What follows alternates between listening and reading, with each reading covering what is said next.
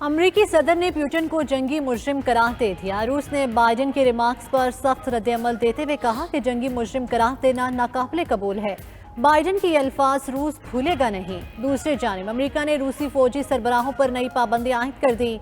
अमरीकी वजारत खारजा के मुताबिक इंसानी हुकूक की खिलाफ वर्जी के जिम्मेदारों पर पाबंदियां लगाई गई।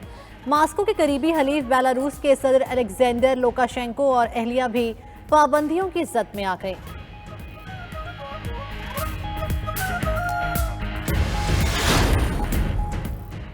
मुसलमानों के खिलाफ मोदी की नफरत अक़वाम मुत्तहिदा भी पहुंच गई। इस्लामोफोबिया के खिलाफ करारदाद की मंजूरी पर भारत के पेट में मरोड़ उठने लगी। भारतीय नुमाइंदे TS तरमोदी की करारदाद की मंजूरी पर तनकीद, कहा इस्लामोफोबिया के बजाय रिलीजियोफोबिया का दिन मनाया जाए।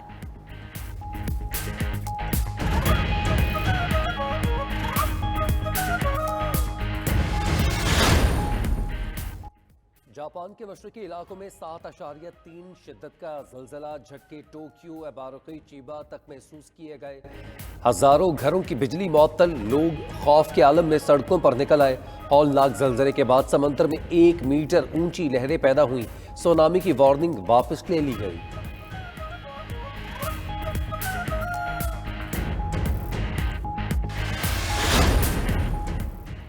तेल के बहरान से परेशान बरतानवी वज़ीर-ए-आज़म का अरब मुल्कों का दौरा। बोरिस जॉनसन की UAE के वली-अहद मोहम्मद बिन ज़ायद से मुलाकात। तवानाई की आलमी मंडियों को मुस्तहकम करने के लिए मिलकर काम करने पर जोर दिया।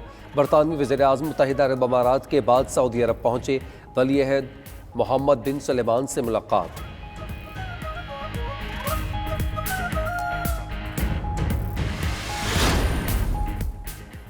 अमरीका का तेल की आलमी कीमतें कम कराने के लिए गैर मामूली इक़दाम। अपने महफूज ज़ख़ीरे से तेल निकाल कर मार्केट में फ़रोख्त करना शुरू कर दिया। सप्लाई में 43 लाख बैरल इजाफे से तेल के नर्ख मज़ीद गिर गए। अमरीकी WTI खाम तेल मज़ीद $1 सस्ता होकर $95 फी बैरल पर आ गया। बरतानी ब्रेंट की कीमत में $1.65 कमी, फी बैरल कीमत $98 हो गई।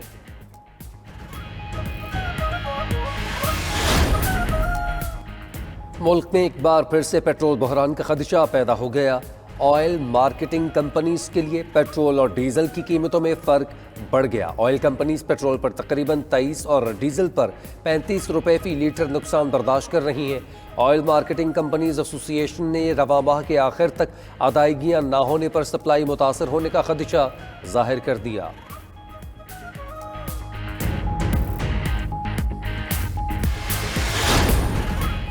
पंजाब में आटे के बहरान का भी खदशा। सिंध हुकूमत ने गंदम से भरे 40 ट्रक पंजाब बॉर्डर पर रोक लिए। फ्लोर मिल्स एसोसिएशन का कहना है सिंध से गंदम ना आए तो मार्केट में किल्लत से नर्ख बढ़ सकते हैं। 20 किलोग्राम आटे का थैला 1350 रुपए तक पहुंच सकता है।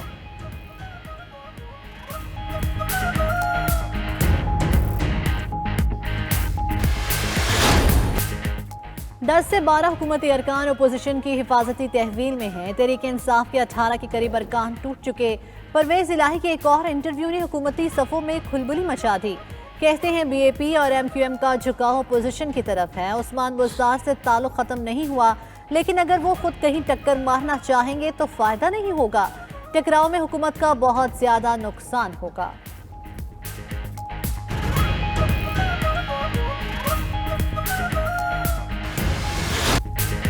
अदम एतमाद का नतीजा निकलने से पहले ही कौमी हुकूमत की बातें निकलने लगीं। शहबाज शरीफ की 5 साल के लिए तहरीक इंसाफ के बगैर कौमी हुकूमत बनाने की तजवीज़। कहते हैं ऐसी कौमी हुकूमत बनानी चाहिए जो मिलकर सर जोड़कर खून पसीना बहाकर मुल्क की खिदमत करे। PTI अरकान को ख़रीदा नहीं जा रहा, ज़मीर की आवाज़ पर आ रहे हैं। जिद्दोजहद के नतीजे में बहार आकर रहेगी। पाकिस्तान मुआशी तबाही के दहाने पर नहीं पहुँचा, तबाह हो चुका।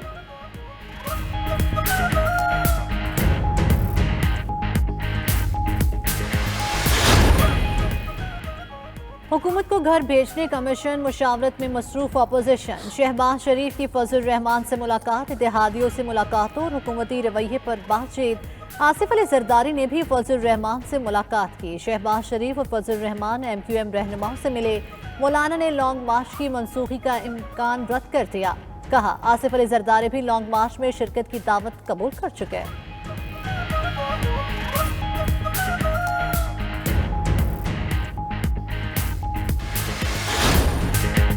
तीन चूहे शिकार करने निकले हैं, तीनों का शिकार करके दिखाऊंगा। अगर इमरान खान मजीद कुछ देर रह गया तो ये सब जेलों में जाएंगे। वज़ीर आज़म का कहना है ज़मीर खरीदने के लिए सिंध हाउस में नोटों की बोरियां लेकर बैठे हैं। इलेक्शन कमीशन के सामने हॉर्स ट्रेडिंग हो रही है।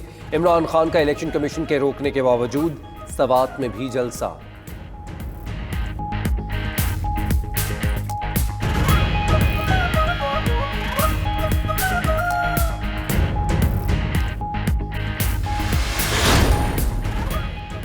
सियासत कमजोर दिल लोगों का काम नहीं। इस्लामाबाद में वफाकी वज़रा की न्यूज़ कॉन्फ्रेंस। फवाद चौधरी बोले अपोजिशन रहनुमा कबूतरों की तरह बंद हो चुके, मर्द बने और इमरान खान से बड़े जलसे करके दिखाएं।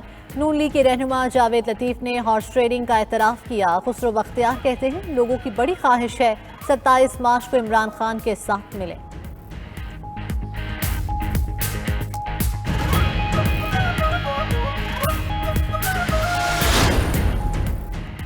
कोरोना के फैलाव में कमी, पाकिस्तान भर में पाबंदियां खत्म। चेयरमैन NCOC असद उमर और मुआविन खुसूसी सेहत फैसल सुल्तान की प्रेस कॉन्फ्रेंस। कहा पाकिस्तान कोरोना फ्री होने के करीब है, जिसके बाद शादी, इंडोर डाइनिंग और मार्केट्स पर पाबंदियां उठा ली। खेलों की सरगर्मियां और मजहबी इज्तिमात पर भी पाबंदियां खत्म।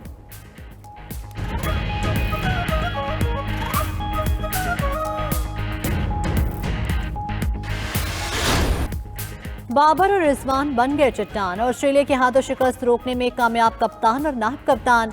कराची टेस्ट हार जीत के फैसले के बगैर खत्म। ऑस्ट्रेलिया के 506 रन के हदफ के ताकुब में पाकिस्तान ने 7 विकेटों पर 443 रन बनाए। बाबर आजम के शानदार 196 रन, मोहम्मद रिजवान 104 रन पर नॉट आउट रहे। अब्दुल्ला शफीक ने भी 96 रन की उम्दा इनिंग्स खेली।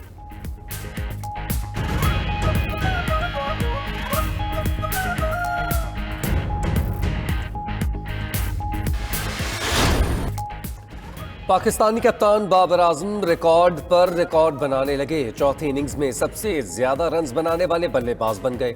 बाबर आजम सबसे ज्यादा गेंदें खेलने वाले और सबसे ज्यादा वक्त ठहरने वाले बल्लेबाज भी बन चुके। बाबर आजम को मैच का बेहतरीन खिलाड़ी करार दिया गया। बाबर आजम कहते हैं उन्हें अपनी ये इनिंग्स याद रहेगी। दोनों टीमों के दरमियान तीसरा टेस्ट 21 मार्च से लाहौर में होगा।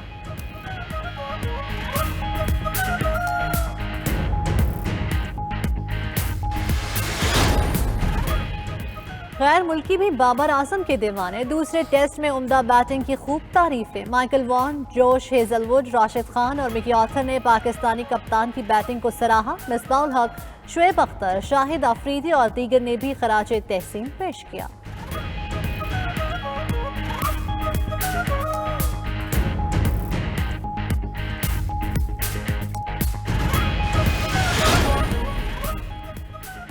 और पंजाब गेम्स एक बार फिर मुलतवी। खेलों का इनकाद 28 से 31 मार्च तक लाहौर में होना था।